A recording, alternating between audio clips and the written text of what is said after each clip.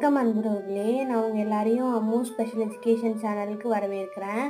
நம்ம எல்லாரும் போன வீடியோவில் கண்ணு தெரியாதவங்க எப்படி மேக்ஸ் படிப்பாங்க, அதை எப்படி புரிஞ்சுக்குவாங்க அப்படின்றத பற்றி நம்ம பார்த்தோம்.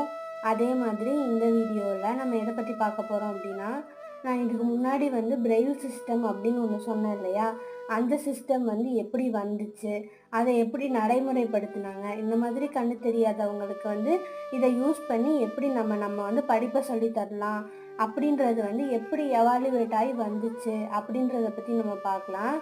முன்னாடிலாம் ஆர்மி சோல்ஜர்ஸ்லாம் பார்டரில் நின்று வேலை பார்ப்பாங்க இல்லையா, இப்பயும் பார்டரில் நின்று பார்க்குறாங்கல்ல, அந்த மாதிரி அந்த காலத்தில் வேலை பார்க்குறப்ப நைட் டைமில் அவங்க ஏதாவது பேசிக்கிறாங்க அப்படின்னா மற்ற நாட்டில் இருக்கிறவங்களுக்கு தெரிஞ்சிடக்கூடாது. அப்போ தெரிஞ்சிருச்சுன்னா என்ன பண்ணுவாங்கன்னா, அவங்கள ஜெயிலில் போடுறது இந்த மாதிரி ஏதாவது பண்ணிடுவாங்க. இதே இது நம்ம அதுக்குன்னு ஏதாவது ஒரு சிஸ்டம் கொண்டு வந்தோம், நம்ம சைலண்ட்டாக எதுனாலும் விஷயத்தை பாஸ் பண்ணிக்கலாம், அப்படி பாஸ் பண்ணோம்னா நம்மளால் ஈஸியாக கொண்டு வர முடியும் அப்படின்றதுக்காக அவங்க ஒரு சிஸ்டம் உண்டாக்குனாங்க. அந்த சிஸ்டம் தான் பிரெயில் சிஸ்டம்.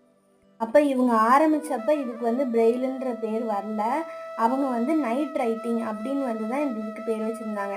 அப்போ அதில் எப்படி இருக்கும்னா, நான் முன்னாடியே சொல்லியிருந்தேன் 6 டாட்ஸ் வச்சு போடுவாங்கன்னு. ஆனால் இவங்க 12 டாட்ஸ் வச்சு போட்டிருந்தாங்க.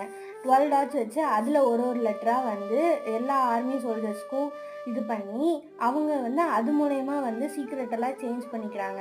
நைட் டைமில் அவங்க தொட்டு பார்த்தே என்ன விஷயன்றது தெரிஞ்சுக்கிட்டு இந்த மாதிரி பண்ணியிருக்காங்க. இதை யார் அதாவது ஆரம்பித்து வச்சாங்கன்னா, சார்லஸ் பார்பியர் அப்படின்ற ஒரு ஃப்ரெஞ்சு ஆர்மியோட கேப்டன் தான் இதை ஆரம்பித்து விட்ருக்காங்க.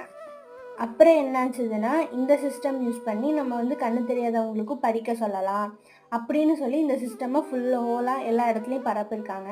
அப்போ லூயிஸ் பிரெய்லி அப்படின்ற ஒருத்தர் கண்ணு தெரியாமல் பிறக்கிறாரு. அப்போ அவர் படிக்கிறப்ப 12 டாட்ஸ் வச்சு படிக்கிறது அவங்களுக்கு ரொம்ப டிஃபிகல்ட்டாக இருக்குது. அப்புறம் 12 டாட்ஸ் வச்சு எல்லாமே பிரிண்ட் பண்ணியிருக்கப்போ அந்த புக்கெல்லாம் ரொம்ப பெருசாக இருக்கும். அப்போ அவங்களுக்கு தூக்கிட்டு போகிறதுக்கும் சிரமமாக இருக்குது, அதே நேரத்தில் படிக்கிறதுக்கும் ரொம்ப கஷ்டமாக இருக்குது.